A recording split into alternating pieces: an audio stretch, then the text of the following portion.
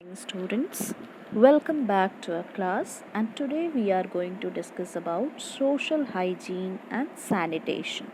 So let's get started with this topic. So what do we mean by social hygiene?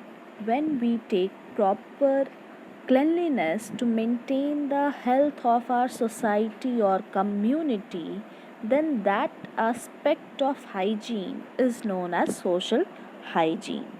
And sanitation, it means the way of keeping our surrounding clean.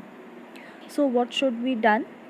First step is what? The public places should be kept clean. So we visit to various public places in our daily day-to-day life activities like schools, offices, buildings, bathrooms, laboratories, cinema halls. Okay, so all such public places should be kept clean, and it should be the responsibility of each and every individual utilizing that place. Then the second aspect of social hygiene is that eating places should be kept free from the flies. So what are the eating places? Eating places are the hotels, restaurants, roadside dhabas. So these places should be kept free from the flies.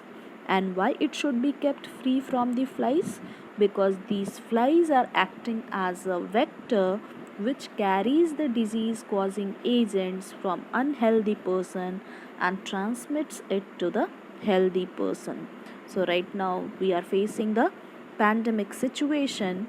In this situation also we must be keeping ourselves, society as well as the personal hygiene should be maintained.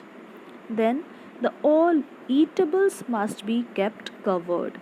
And why these eatables must be kept covered? So that it will be free from the flies, and we know the reason why it should be kept free from the flies.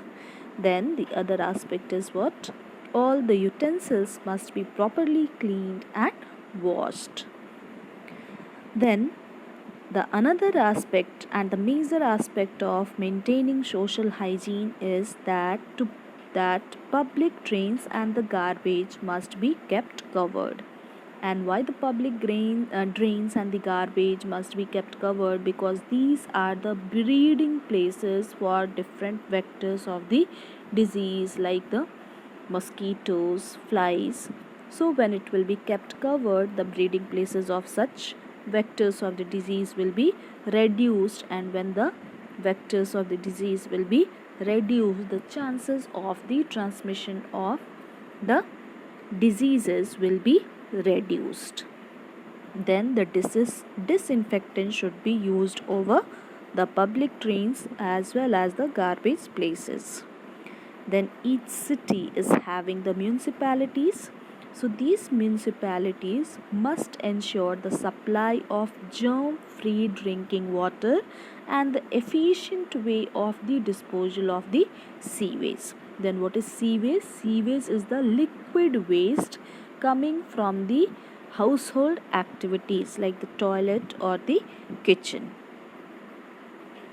Then what do we mean by vectors or the disease carriers? So a disease vector or a vector is any agent which will carry and transmits an infectious pathogen. This infectious pathogen may be the bacteria, virus or fungi from an unhealthy person to a healthy person. So vectors will carry the disease causing agent from the unhealthy person to healthy person. So what are the examples of the vectors of the diseases? Like housefly, mosquito, cockroaches, rat, all these are the disease causing vectors. So this is one mosquito and it is a type of vector. So if this person is suffering from malaria and this mosquito has bitten this person, so the pathogen of the malaria will be in the body of the proboscis portion of the mosquito. And if this mosquito is going to bite this healthy person, so disease is being transmitted from the unhealthy person to the healthy person. And which organism is transmitting this disease? That is mosquito. So this mosquito is what? A vector. So this is all for today. Now what's your homework for the today? You have to write down the 4 aspects of maintaining social hygiene and sanitation. And then you define vector and give 2 examples of the vector. Thank you everyone. Have a nice day.